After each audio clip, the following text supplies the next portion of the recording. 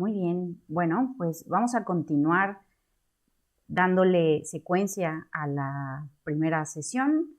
Recuerden que uno de los primeros requisitos para considerar algo como una célula era la presencia de membranas biológicas. Entonces, durante esta parte les voy a hablar de manera muy resumida lo que implica una membrana biológica y los transportes que hay. Este tema se va a complementar también con sus clases de bioquímica. Entonces, vamos a comenzar. Entonces recuerden, una membrana biológica lo que hace es poner un límite a la célula, decide qué moléculas entran en la célula y cuáles no, qué moléculas son desecho. Y también una cosa muy interesante en estas células eucariontes, acuérdense que un eucarionte es una célula que contiene membranas internas como envoltura nuclear, mitocondrias, podrían ser cloroplastos, aparato de Golgi, retículo endoplásmico, etc. ¿Sale? Entonces, las membranas biológicas tienen esa importancia, ¿no? Van a delimitar a una célula, le van a dar una forma, va a determinar el tráfico celular y van a formar estos organelos membranosos en su interior. Tienen unas características importantes. Las membranas biológicas son flexibles, autosellantes y selectivamente permeables. En la imagen que les pongo es un claro ejemplo la endocitosis y la exocitosis de moléculas. Vean cómo la célula, al formar estas vesículas endocíticas, presenta flexibilidad, presenta esta capacidad de autosellar, y ahorita vamos a meternos un poco más en el tema de que son selectivamente permeables. Son barreras muy activas, pero dejan pasar ciertas cosas y otras no. Ahorita entramos en detalle en estas características. Entonces, lo que quiero que les quede muy claro es que una membrana luego la ven como una barrera, ¿no? O como un muro. Y no son para nada moléculas pasivas, ¿no? Las membranas biológicas tienen en su interior proteínas especializadas dependiendo de cada tipo celular.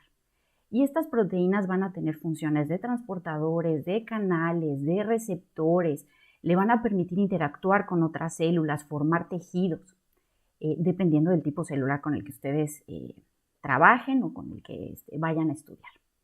Entonces, les digo, son barreras muy dinámicas y no quiero que se lo imaginen esto como nada pasivo. En esta imagen que tomo nuevamente, aquí me estoy basando en el capítulo del libro de Principios de Bioquímica del Leninger en su versión 2017, y podrían ver esta imagen de cómo están conformados esta bicapa lipídica de fosfolípidos.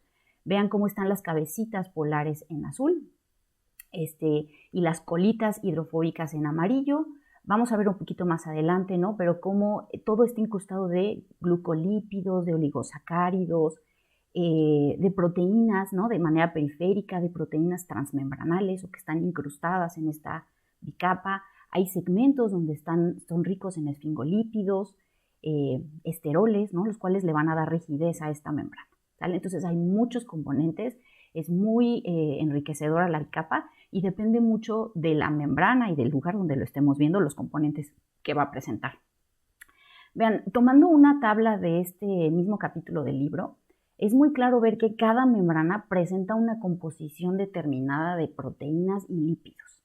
Vean, en esta misma tabla lo que hacen es ponerles o clasificarles lo que tiene de proteínas, de fosfolípidos, de esteroles, dependiendo de diferentes tipos celulares. Les están poniendo como ejemplo una vaina de mielina humana, un hepatocito, una hoja de maíz, una levadura o un paramecio, y vean cómo dependiendo del tipo celular la concentración de proteínas, fosfolípidos y esteroles es distinta. ¿De acuerdo? Vean cómo en un paramecio tengo mucho más contenido proteico en comparación con un hepatocito, ¿no? La diferencia es poca, pero tengo mayor cantidad. Vean cómo también los esteroles son distintos. Vean cómo en estos organismos, como en ratón o en el maíz, tengo una presencia un poquito más elevada, ¿no? de este tipo de esteroles comparado con paramecios o con levaduras. El tipo de esteroles también es distinto, ¿no? Dependiendo de cada tipo celular. Entonces, con esto les quiero dar un panorama que dependiendo de cada tipo de membrana biológica, voy a tener una composición proteica, fosfolípidos y esteroles particular. y esto me genera una gran diversidad de membranas biológicas. En este esquema, nuevamente tomado de este capítulo del libro, pueden ver cómo hay diferentes tipos de membranas, ¿no? Podemos ir de arriba hacia abajo, vean cómo está la membrana plasmática, cómo voy a tener endosomas, lisosomas, cómo voy a tener diferentes partes del aparato de Golgi, ¿no? Que si el trans-Golgi, que el cis-Golgi, y en cada una de estas membranas yo la voy a poder caracterizar. Voy a tener cierto tipo de esfingolípidos, de fosfolípidos, de ceramidas, de colesterol, dependiendo de la membrana biológica a la que yo me haga referencia. ¿De acuerdo? Entonces voy a tener una gran diversidad de membranas biológicas y esta diversidad se la da las proteínas, los esfingolípidos, los esteroles que están contenidos en cada lado de la bicapa. ¿De acuerdo? Esta es otra tabla que se las ponen en el mismo capítulo del libro para que ustedes vean estos diferentes rangos, ¿no? de composición de las membranas biológicas. Entonces les ponen el diferente tipo de membrana en la misma célula. Aquí están haciendo referencia a un hepatocito de rata. Y vean cómo en la membrana plasmática tengo un mayor contenido de colesterol si lo comparo con una membrana interna mitocondrial, ¿no? O podemos hacer referencia a esfingolípidos y vean cómo también las concentraciones de esfingolípidos varían mucho. En una membrana de un lisosoma voy a tener una mayor cantidad de esfingolípidos si lo comparo con una envoltura nuclear, ¿no? O con el retículo endoplásmico rugoso. Entonces, nuevamente, dependiendo de la membrana a la que yo haga referencia, voy a tener estas variaciones en la concentración de colesterol, de esfingolípidos, de proteínas características en cada una de las membranas, incluso en el mismo tipo celular, ¿de acuerdo? Y esto nos genera una gran diversidad. Esta cantidad de proteínas que yo voy a tener en los diferentes tipos de membrana me va a dar una especialización funcional.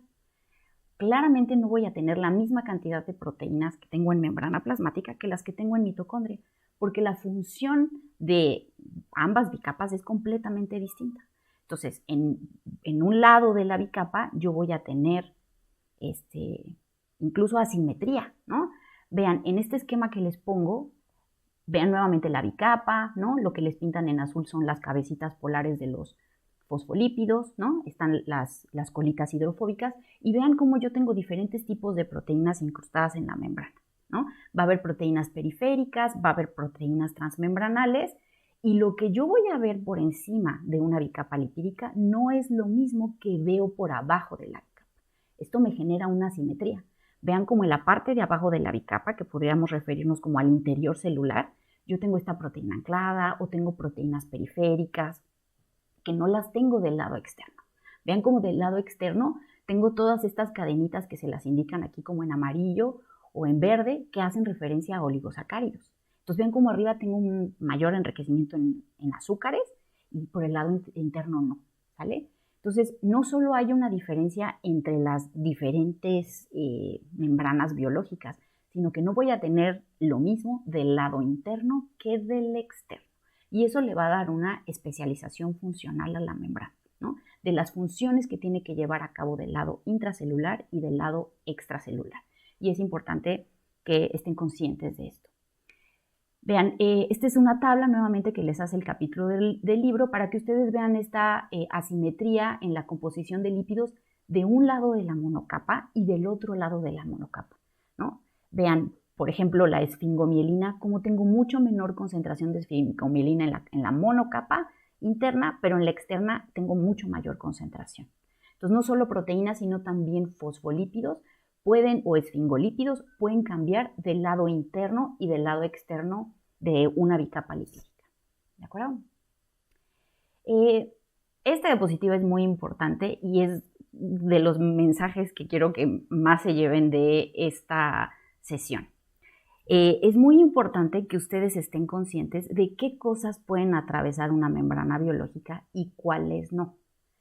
Todas las membranas biológicas comparten ciertas propiedades fundamentales y es que son impermeables a la mayoría de solutos polares o cargados. ¿A qué me refiero con una molécula polar? Esto es muy importante que lo recuerden y lo tengan presente. El ejemplo clásico que les ponen de una molécula polar es el agua, ¿no? Acuérdense que el agua es una molécula polar porque yo voy a tener una carga positiva y una carga negativa en la misma molécula. Es decir, voy a tener el oxígeno con carga negativa y los dos hidrógenos con carga positiva. Y eso lo hace ser una molécula que le genera polaridad porque voy a tener ambas cargas en la misma molécula.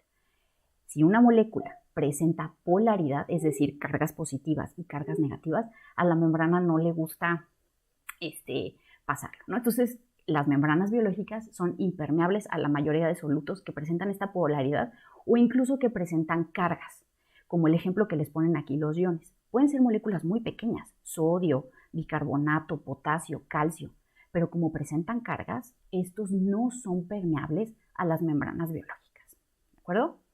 Entonces, vean, si yo tengo pequeñas moléculas hidrofóbicas, es decir, que son solubles en lípidos, estas sí van a ser, van a permitir el paso a través de moléculas biológicas, ¿no?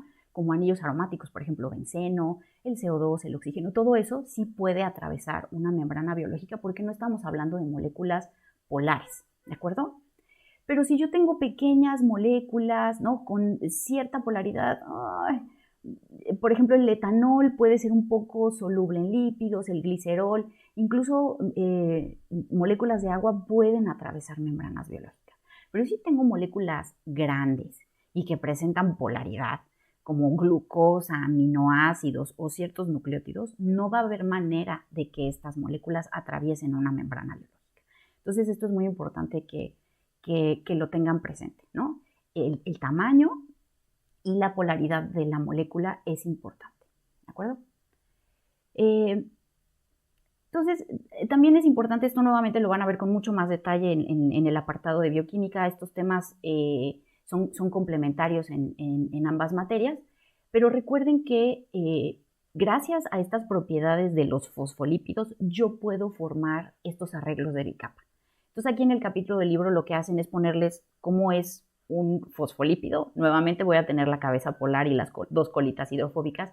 Y si yo pongo estos fosfolípidos justo en un ambiente acuoso, que nuevamente son moléculas polares, lo que va a hacer es formar este tipo de arreglos que son las bicapas lipídicas, ¿no? Por eso se cree que el origen de la vida fue en un ambiente acuoso, ¿no?, donde había este tipo de lípidos que formaron este tipo de arreglos, ¿no? Entonces yo puedo formar estas bicapas lipídicas, vean cómo de un lado y del otro se arreglan los fosfolípidos, ¿no?, los hidrofóbicos y los hidrofílicos, ¿no?, que son las cabecitas polares, van a interactuar con el agua. Incluso yo puedo formar vesículas, ¿no?, donde yo voy a tener una cavidad acuosa, ¿no?, en el centro de la vesícula. Entonces, es muy importante que estén conscientes que estas interacciones de los fosfolípidos en un ambiente acuoso son interacciones no covalentes, ¿de acuerdo? Y están en constante movimiento. De hecho, se le llama a una membrana biológica como un mosaico fluido, ¿no? Porque estos fosfolípidos se están moviendo en todo momento, porque no hay una unión covalente entre un fosfolípido y otro, ¿de acuerdo? Entonces, también quiero que estén conscientes de esto, ¿no? En la membrana de una célula, estos fosfolípidos se están moviendo y se mueven mucho, ¿de acuerdo?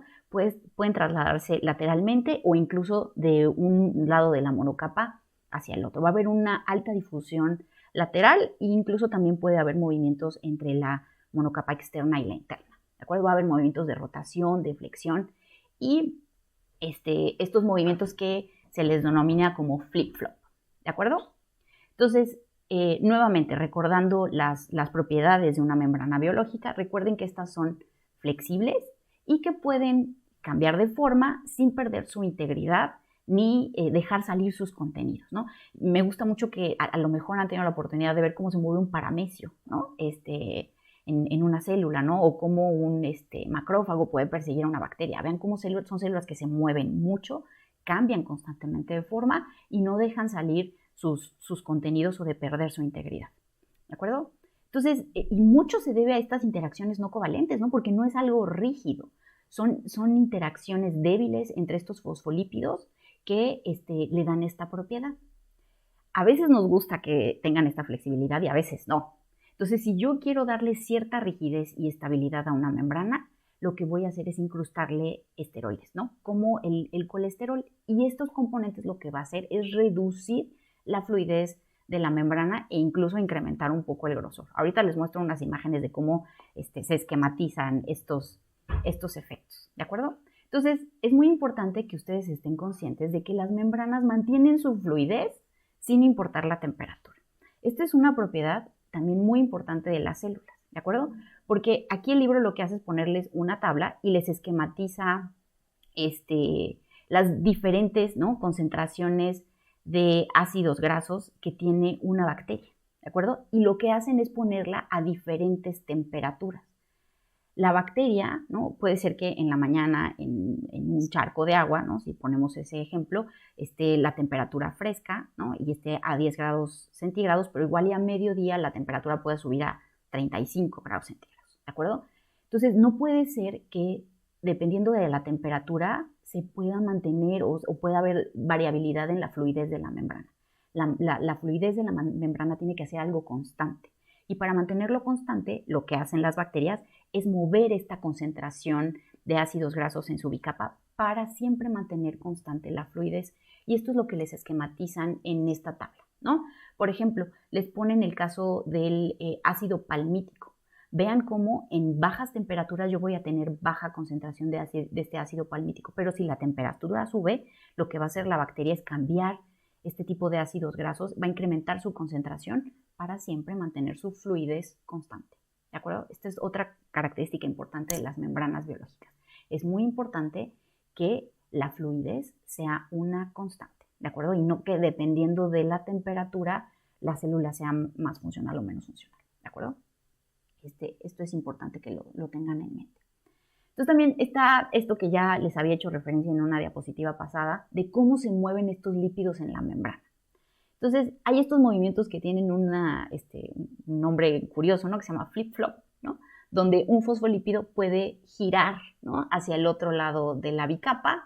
Esto es muy lento, es poco probable, no es muy cómodo si lo piensan desde el punto de vista de la química orgánica, ¿no? Lo que sí es muy rápido y muy común es la difusión lateral en la misma monocapa, ¿no? De hecho, aquí les ponen las tasas de movimiento, ¿no? O sea, se mueve 1 micrómetro por segundo. Eso es un movimiento muy acelerado en una bicapa lipídica. Entonces, para favorecer este movimiento de lípidos y que las membranas puedan mantener esta fluidez, ¿no?, que ya hicimos referencia en la tabla anterior, las membranas biológicas cuentan con unas proteínas que favorecen este movimiento de fosfolípidos entre un lado de la bicapa y el otro. Entonces yo voy a tener proteínas que se llaman flipasas, ¿no?, que van a mover el fosfolípido de un lado hacia el otro, o lo que hacen lo contrario, que se llaman flopasas. Y yo para esto necesito gasto energético, ¿no? Yo necesito ATP para que estas proteínas puedan hacer este movimiento de fosfolípidos y nuevamente la célula o la membrana biológica pueda mantener su fluidez.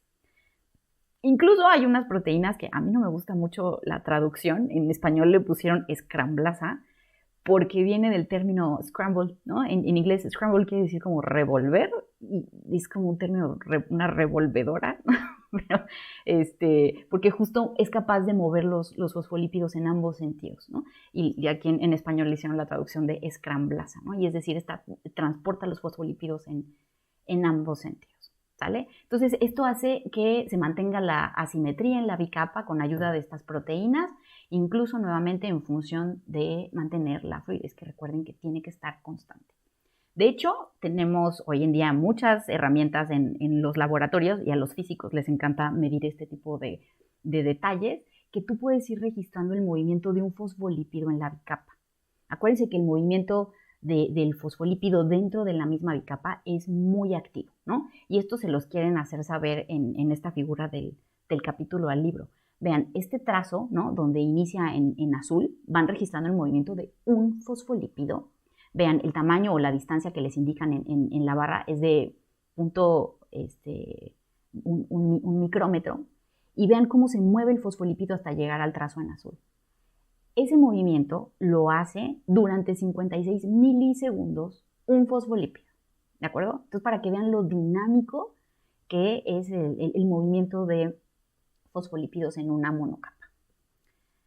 Muy bien, entonces otra cosa que es importante que conozcan, ¿no? Y que hagan referencia a ella, cómo se imaginan una célula, es esto de las balsas lipídicas. Hace no mucho tiempo, y de hecho había mucha polémica en el campo, había gente que no creía en ellas, hoy ya está mucho más que establecido, pero en estas membranas biológicas, o sea, al tener todo este movimiento, yo necesito cierta estabilidad en la célula para tener agrupadas ahí el receptor y el segundo mensajero, ¿no? Para que si llega un estímulo, la célula pueda responder de manera rápida y no se estén moviendo las proteínas por todos lados a lo largo de la bicapa. Entonces, para darle cierta estabilidad a este gran movimiento que tengo en la bicapa, la célula lo que hace es tener estos microdominios denominados balsas lipídicas, que son más gruesos y más ordenados, es decir, presentan un poco de menos fluidez. Y nuevamente, estos microdominios están enriquecidos en esfingolípidos y colesterol. Y hay muchas imágenes de microscopía de fluorescencia donde tiñen estas balsas lipídicas y se ven como manchitas, ¿no? Como si fuera un dálmata la membrana biológica. Y nuevamente son estos, de hecho se llaman balsas, ¿no? Porque les llaman unas balsas de esfingolípidos, ¿no? Que van ahí flotando sobre las membranas biológicas, y esto lo que hace es darle estabilidad a las proteínas para que puedan facilitar estos procesos de transducción de señales, ¿no? De comunicación entre una proteína y otra, ¿de acuerdo? Entonces, esto se le llaman las famosísimas balsas lipídicas. Otra cosa importante de las membranas biológicas es la capacidad que tienen de fusionarse unas con otras. Las membranas, ¿no? En estos organismos eucariontes se están comunicando todo el tiempo de un organelo a otro, ¿no? De retículo endoplásmico con Golgi, de Golgi con un endosoma, con un endosoma con un lisosoma, con membrana plasmática. Todo el tiempo se están comunicando y se están fusionando membranas de un lado hacia otro, ¿de acuerdo? Entonces, son estables, pero no son nada estáticas, ¿de acuerdo? Se están moviendo y la célula se está comunicando dentro de todos sus compartimentos de manera sumamente importante, ¿de acuerdo? Entonces va a haber procesos de endocitosis, de exocitosis, ¿no? Aquí el libro lo que hace es ponerles, por ejemplo, muchos procesos de infección viral, obviamente comienzan a través de la interacción del virus con la membrana biológica, ¿no? Un caso que a mí en lo particular me gusta mucho, que es los procesos de fecundación. Vean cómo el espermatozoide va a fusionar su membrana plasmática con la membrana plasmática del óvulo, ¿no? Para poder generar un nuevo individuo. Cómo se fusionan vacuolas en modelos como plantas, ¿no? O cómo se paro, ¿no? A través de divisiones celulares. O sea, vean cómo las membranas tienen esta capacidad, ¿no? De interactuar, de fusionarse unas con otras. Vean cómo todos estos procesos que les esquematiza esta imagen comienzan con una curvatura, ¿de acuerdo? Entonces va a haber muchas proteínas que se encargan de darle esta curvatura a las membranas, ¿no? Entonces aquí el libro les pone el ejemplo de una proteína, ¿no? Que se encarga de darles esta curvatura. Hay otras que tienen ciertos arreglos que nuevamente se encargan, ¿no? De generarles estas curvaturas para poder favorecer las interacciones. Incluso hay proteínas que tienen como segmentos, ¿no? Proteicos incrustados en la membrana plasmática. Entonces, estos procesos de fusión de membranas implican esta serie de pasos, ¿no? Tiene que haber un reconocimiento entre las membranas. No se van a estar fusionando una membrana que no tiene que interactuar con otra, ¿no? Son procesos sumamente controlados y tiene que haber procesos de reconocimiento de los cuales ahorita les voy a hablar de unas proteínas que hicieron que ganaran el premio Nobel unos investigadores, de cómo se reconocen unas membranas con otras. No solo se tienen que reconocer, tienen que estar cerca.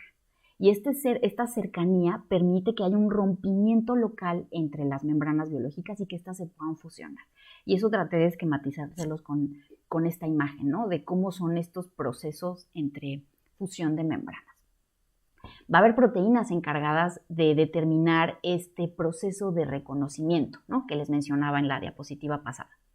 Y estas proteínas, les digo, fueron merecedoras a un grupo de investigadores de un premio Nobel y se llaman SNARE. SNARE en inglés quiere decir trampa. Va a haber una proteína SNARE, una proteína trampa, incrustada en un lado de la vesícula y otro como en la membrana, que va a ser como la receptora, ¿no? Si le queremos llamar así, ¿no? O target. Entonces vean cómo estas proteínas se van a reconocer entre sí, se van a unir y van a permitir que haya un reconocimiento y un acercamiento entre ambas vesículas para que pueda ocurrir esta fusión de membranas. Estas proteínas SNER son sumamente importantes. Permiten que se forme esta cremallera, ¿no? Este proceso de fusión entre membranas y facilita todo este reconocimiento entre vesículas.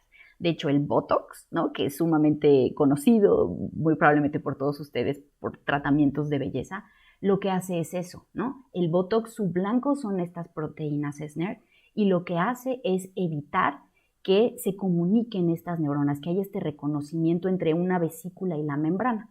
En el caso particular de estos procedimientos estéticos que son sumamente famosos, lo que hacen es inyectar Botox en ciertas neuronas para que no haya esa liberación de acetilcolina, ¿no? Que está albergado en vesículas, se va a fusionar con membrana plasmática y va a permitir una contracción muscular.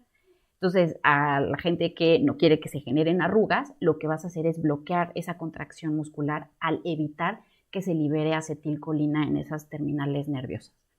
¿De acuerdo? Botox tiene muchas otras aplicaciones, incluso puede ser un arma biológica, porque lo que haces tú, si incrementas esa, y son toxinas sumamente potentes, ¿no? De manera natural la encontramos en esta bacteria que se llama Clostridium botulinum, y bueno, esta toxina es sumamente poderosa, ¿no? Porque lo que haces es puedes paralizar a toda una persona, ¿no? O sea, si tú impides esta comunicación, esta fusión de membranas biológicas en una célula, prácticamente la matas, ¿no? Y eso es lo que ocurre con estas toxinas, ¿no? De manera muy local, ¿no? Botox no solamente tiene interés estético, ¿no? También tiene muchas implicaciones en la medicina, ¿no? Tiene muchos otros usos, pero nuevamente quiero que recuerden que Botox, su blanco son las proteínas SNERs, que lo que hace es que permita que se comuniquen estas vesículas y que en el caso particular de procedimientos estéticos se libere acetilcolina. Muy bien, entonces, dicho esto, también quiero andar de manera relativamente breve en qué transportan, ¿no? O sea, yo ya les dije que cosas que tienen carga o que son de gran tamaño no pueden atravesar membranas biológicas. Pero, sin embargo, una célula necesita sodio, necesita ciertas concentraciones de calcio, ¿no? De bicarbonato. Entonces, para eso, yo voy a tener diferentes procesos, diferentes proteínas que van a facilitar la entrada o salida de manera sumamente regulada de estos compuestos polares, ¿no? Principalmente.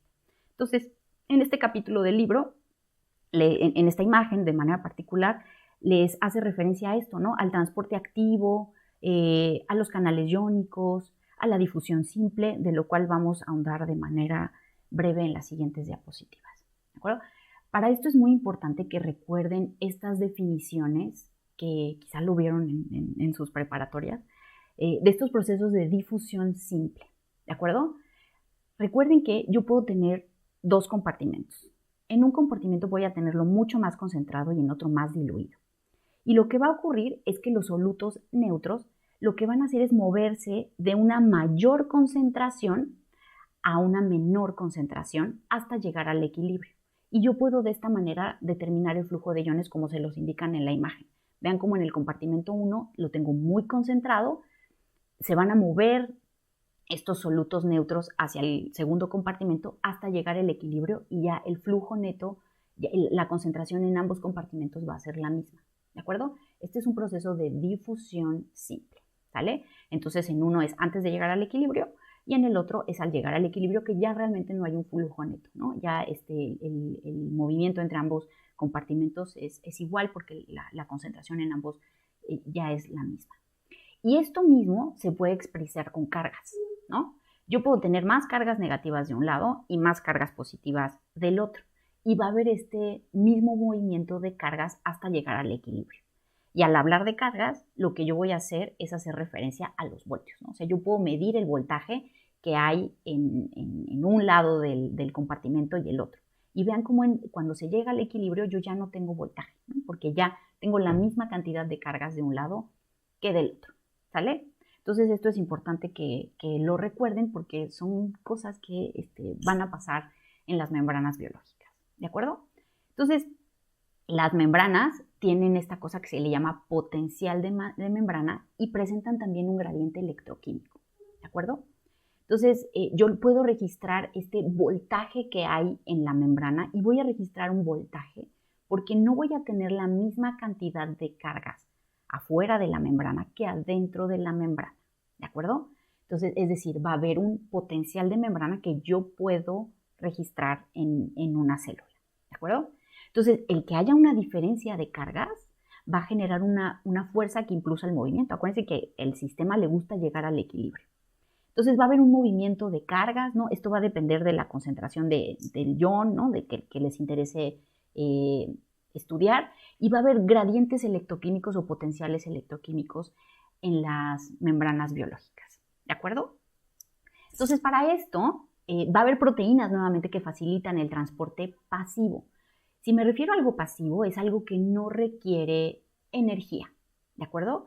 Y estos transportadores o moléculas se van a encargar de mover estos compuestos polares, estos compuestos que tienen carga, de un lado donde está de mayor concentración a menor concentración, simplemente por esta difusión facilitada o transporte pasivo, ¿de acuerdo? Porque yo voy de algo que tengo mayor concentración a menor concentración, ¿de acuerdo? Y lo que va a hacer este transportador, unir estos sustratos, ¿no? Van a interactuar de manera estereoespecífica a través de interacciones no covalentes y el transportador va a ir moviendo este compuesto polar de un lado de la membrana hacia el otro. Vean, estos transportadores tienen diferentes tipos de clasificaciones, que es lo que les planteo en esta imagen, ¿no? Yo tengo transportadores y va a haber dos tipos, transportadores o canales, que ahorita hacemos referencia a los canales iónicos. Dentro de estos transportadores, yo los puedo dividir en tres tipos de clasificaciones. Va a haber transportadores activos primarios, que requieren energía, transportadores pasivos, que no requieren energía, y transportadores activos secundarios, de los cuales ahorita les muestro una imagen para que les quede mucho más claro. Entonces, es importante que vean esta primera clasificación entre qué es un transportador y qué es un canal, ¿de acuerdo? Los transportadores son muy lentos, pero son muy específicos. Solo dejan pasar un tipo de molécula y con mucha especificidad. Pero esa especificidad tiene un costo y hace que sea un proceso relativamente lento, si lo comparamos sobre todo con un canal. El canal funciona a manera de compuertas, de abrir o cerrar, y lo que van a hacer es dejar pasar muchos iones, más o menos de la misma carga, pero sin tanta especificidad, ¿no? De hecho, se les llaman canales catiónicos porque van a dejar entrar todo lo que tenga carga positiva, ¿no? O canales aniónicos porque van a dejar pasar todo lo que tenga carga negativa, pero no son específicos como si son los transportadores, ¿de acuerdo? Entonces, los transportadores son lentos y específicos, a diferencia de los canales, los cuales son muy rápidos, pero muy poco específicos, ¿de acuerdo? Muy bien. Entonces, ya les hice referencia a esto, ¿no? A lo que es un transportador pasivo, ¿no? Acuérdense que algo pasivo no requiere energía y va a facilitar, ¿no? Este proceso de difusión a favor del gradiente de concentración. Este transportador va a ir moviendo algo de mayor concentración a menor concentración, a diferencia de los activos, que van en contra de este gradiente. Yo voy a mover cosas de menor concentración a mayor concentración y esto, como voy en contra del proceso de difusión, yo necesito energía, ¿de acuerdo? Y de estos hay dos tipos, primarios y secundarios, de los cuales vamos a hacer referencia un poquito más adelante. Es importante que conozcan estos sistemas de transportadores. Hay diferentes versiones. Pueden ser uniporte, ¿no? Que solo van a dejar pasar un sustrato, nuevamente de manera estereoespecífica, en un solo sentido. Pueden ser sin porte, ¿no? Que dejan pasar dos cosas de manera específica, pero hacia el mismo lugar. O de manera antiporte. Hacen este intercambio donde entra uno y sale otra molécula. De manera muy específica y lenta si lo comparamos con un canal iónico. ¿De acuerdo? Entonces, depende del número de sustratos, ¿no? Cómo se clasifican y cómo se transportan las cosas. Entonces, vean, este tipo de transportadores, el ejemplo clásico que siempre les ponen de un uniportador es el transportador de glucosa. Ustedes podrían pensar que pues, todas las células necesitan glucosa, ¿no? Y que es algo que la célula debería dejar entrar sin ningún tipo de regulación. Pero ahora sí no es como funciona, ¿no? De hecho, hay toda una cascada A lo mejor están familiarizadas con ella, a lo mejor no, ¿no? Pero para esto sirve esta hormona, ¿no? Denominada insulina, que es en la que los diabéticos, bueno, que en los procesos de diabetes muchas veces está alterado. Cómo funciona es que la insulina va a activar a un receptor. Este receptor va a activar toda una cascada de señalización cuyo objetivo es permitir que salgan estos transportadores de glucosa a la membrana plasmática. Acuérdense que la glucosa es una molécula grande y polar. Esta molécula no es capaz de atravesar una membrana biológica. Yo necesito un transportador y para eso están los transportadores de glucosa. Entonces, en respuesta a la insulina, lo que hacen las células es exponer estos transportadores de glucosa para permitir el acceso. Y una vez que bajan los niveles de azúcar en sangre, estos transportadores de glucosa se endocitan, ¿no? en estas vesículas pequeñas y nuevamente esperan esta señal de insulina para ser expuestos en membrana plasmática. ¿De acuerdo? Entonces, este es un muy bonito ejemplo de cómo el transportador de glucosa es un ejemplo de un uniportador. Va a transportar un solo sustrato a través de este transportador. Entonces, vean, otro ejemplo, ¿no? que les pone el libro, en este caso de un transporte antiparalelo. Acuérdense que va a dejar entrar una cosa y va a dejar salir otra cosa. El ejemplo clásico de este tipo de transportadores se los ponen como el intercambiador de cloruro bicarbonato presente en diferentes tipos celulares, ¿no? Pero principalmente aquí en los que transportan CO2 en sangre. Entonces, vean cómo dependiendo de dónde esté la célula, ¿no? Si está en tejidos que respiran o si está en pulmones, este transportador va a trabajar de manera diferencial. Y en uno va a permitir que salga bicarbonato y entre cloro, y si está en pulmón, ¿no? Donde el dióxido de carbono sale del eritrocito y es exhalado, lo que va a ocurrir es que entra bicarbonato y sale cloro. Pero este es un ejemplo muy claro de un intercambiador de cloruro bicarbonato. Muy bien. Esto también es importante que lo recuerden, ¿no? O que estén conscientes de que ocurre.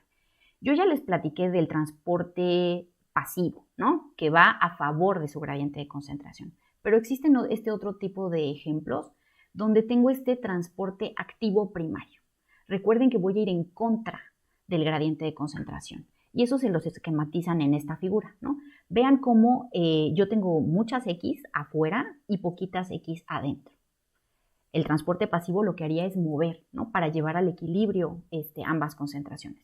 Pero este transporte activo se va a encargar de mantener esta diferencia de concentraciones y va a ir en contra del gradiente, de tal manera que va a estar expulsando, en este ejemplo que les pone el libro, todas las X, y esto nuevamente requiere un gasto energético. Así es como funciona el transporte activo primario. El transporte activo secundario se va a aprovechar de este transporte activo primario para meter otro soluto. Entonces, vean, una vez que yo ya tengo trabajando este transportador activo primario, donde va a estar sacando las X, va a haber un cotransporte, que es lo que les pintan en el transportador en gris, que se va a aprovechar de que ese transportador activo primario ya generó esa diferencia de concentración y a través de manera pasiva va a meter las X junto con otro sustrato, ¿de acuerdo? Y de esta manera se le llama transporte activo secundario. Es activo porque sí o sí necesito del gasto energético de ese transporte activo primario, ¿no? O sea, de esa primera molécula. Si ese no sirve, no va a haber esta diferencia de potencial y tampoco puede funcionar el gris, ¿de acuerdo? Entonces espero que con esta imagen les quede mucho más clara esta diferencia entre un transporte activo primario y un transporte activo secundario, ¿de acuerdo? Entonces vean cómo funcionan estos sistemas de transporte en las moléculas. De hecho, hay este tipo de transportadores que se llaman ATPasas tipo P. Se llaman P por inglés, ¿no? Phosphorylation, ¿no? Y lo que van a hacer son transportadores que gracias a ciclos de fosforilación y de defosforilación van a ir transportando cosas, ¿sale? Generalmente son transportadores de cationes, ¿no? Se fosforilan y defosforilan, ¿no? A esto se le llama que es un proceso reversible, porque yo puedo poner fosfatos, quitar fosfato y hacer de esto un ciclo, ¿no? Entonces, vean, en el esquema del libro, vean cómo está nuevamente la bicapa lipídica, está esta ATPasa, que es un transportador, y aquí vean cómo se une el calcio en el centro de la molécula. A su vez se va a unir ATP. Ese ATP va a generar un cambio conformacional en el transportador. Vean cómo el transportador se cierra, va a permitir que salga el calcio hacia el otro lado de la bicapa y vean cómo se defosforila, ¿no?, al finalizar el ciclo. Y entonces de esta manera este transportador, ¿no?, que es una ATPasa tipo P, va a ir moviendo calcio nuevamente en contra de su gradiente de concentración para mantener estas diferencias de concentración en las células que son muy importantes para que una célula viva, ¿de acuerdo? Otro tipo de ATPasas tipo P son muy interesantes, ¿no? Estas están en el estómago y de hecho son blanco de muchos medicamentos como el omeprazol, que tal vez varios de ustedes estén tomando en estos momentos de un poco de estrés. Lo que va a hacer el omeprazol es bloquear a esta ATPasa tipo P para que deje de bombear protones hacia el estómago y esto disminuya la acidez estomacal que están generando cierto tipo de pacientes, ¿sale? Entonces, esta acidificación del estómago, ¿no?, lo que hace el omeprazol nuevamente es bloquear a esta ATPasa que va a estar bombeando protones y acidificando el estómago, ¿sale? Hay muchos tipos, ¿no? Unas que en lo particular me gustan mucho son las que mantienen las concentraciones de calcio, ¿no? El calcio en una célula es muy importante, ¿no? Me gusta mucho hacer la analogía de que el calcio es como la música en una célula, ¿no? Regula muchos tipos celulares, ¿no? Y te puede decir cómo está una célula si lo mides de manera correcta. Entonces puede haber ondas de calcio, picos de calcio, un crecimiento sostenido de calcio, ¿no? Y te va a decir si la célula está en un proceso de división, está en un proceso de muerte celular, o si está estable. O sea, te puede decir como el estado de ánimo de una célula, ¿no? Entonces es muy importante mantener estas concentraciones porque le dicen mucho a una célula, ¿no? Es como las canciones que tiene una célula, ¿no? Para hacer un poco una analogía, ¿no? Entonces si hay una golondrina, ¿no?, una canción de las golondrinas, igual esa célula está por morirse y muchas de estas ATPasas tipo P participan, ¿no?, en mantener estas diferentes concentraciones de calcio en una célula, ¿no? Si hay mucho o poquito, están sumamente reguladas y son muy interesantes. Vean, incluso están otro tipo de transportadores que son muy estudiados en cáncer, ¿no? Estos transportadores se les llaman transportadores ABC, ABC porque son ATP binding cassette, ¿no? Tienen una parte de la proteína donde se les une ATP. Estos transportadores son muy estudiados en cáncer porque en una célula normal bombean mucho tipo de cosas, ¿no? Pueden bombear aminoácidos, péptidos, proteínas, iones, lípidos, sales biliares, compuestos hidrofóbicos, ¿no? Entonces, muchas veces en cáncer, el cáncer lo que hace es expresar este tipo de transportadores y estar bombeando quimioterapias y los tratamientos no tienen éxito, ¿no? Entonces, nuevamente, el estudio de estos transportadores es muy interesante, ¿no? Como el transportador de multifármacos que genera mucha resistencia antitumoral, ¿no?, en tratamientos de quimioterapia, ¿no? De hecho, muchos tratamientos oncológicos se dedican, ¿no?, a esta parte molecular de ver si tu cáncer está expresando este transportador para no darte quimio porque no va a tener el efecto esperado, ¿no?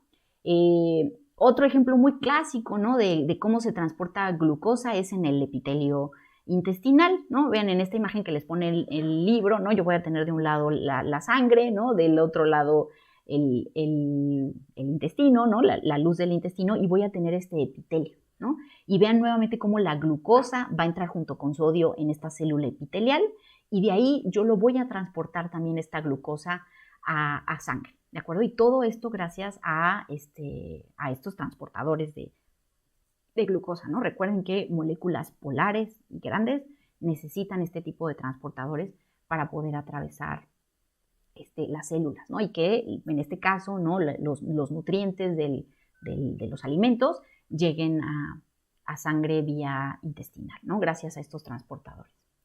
Entonces, esto con respecto a transportadores. Vamos a hablar de canales, ¿no? Yo ya les dije que los canales son mucho más rápidos que los transportadores, pero son menos específicos. pero regulan muchas cosas en las células y tienen gran importancia fisiológica, ¿de acuerdo? Entonces va a haber canales selectivos a iones, ¿no? Inorgánicos en las membranas, ¿no? Va a haber canales de potasio, de cloro, de calcio, y van a ser activados por diferentes vías, que ahorita ponemos ejemplos de algunos de ellos, ¿de acuerdo? Entonces, estos canales en la membrana nuevamente van a determinar la permeabilidad, ¿no? Van a regular la concentración y nuevamente el potencial de membrana, es decir, la diferencia de cargas que voy a tener afuera y adentro de una célula, ¿sale? Por ejemplo, en neuronas, ¿no? El que yo tenga estos cambios de voltaje, de potencial de membrana, lo que va a hacer es que se transporte la señal, ¿no? Y que le dé todas estas propiedades eléctricas a las neuronas, ¿no? O en miocitos, la salida de calcio, lo que va a hacer es que favorezca la contracción muscular. Y para todo esto participan los canales. Entonces, nuevamente, para comparar canales versus transportadores, recuerden que la velocidad de flujo de los canales es mucho más rápida, ¿no? Y aquí ya poniéndole algo de números, la verdad es abrumadora. O sea, si ustedes comparan, hay 100 millones de iones por segundo versus 100 por segundo de una ATPasa, ¿no? Es decir, de un transportador. Entonces, vean, la diferencia es de 100 millones de iones, un aproximado, versus 100. O sea, la diferencia es abismal entre un canal y un transportador. Lo que es sorprendente de los canales es que dejan pasar este mar de iones sin saturarse, ¿no?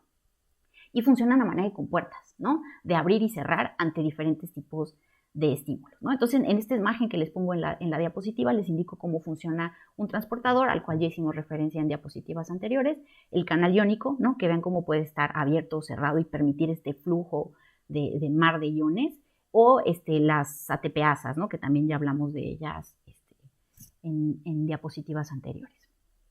Entonces, vean, estos canales funcionan como compuertas reguladas por ligando. También se pueden abrir dependiendo del voltaje. Yo le cambio el voltaje a la membrana, va a haber un cambio conformacional en la proteína que conforma el canal y va a permitir que entren o salgan iones. Incluso hay unos muy interesantes que son regulados por presión mecánica. Estos se los esquematizo, ¿no? En una imagen del candel, ¿no? De cómo estos canales, ¿no? Van a estar activados por un ligando que se los esquematizan aquí como un triangulito, cómo va a generar un cambio conformacional en la proteína que va a hacer que se abra y deje pasar el flujo.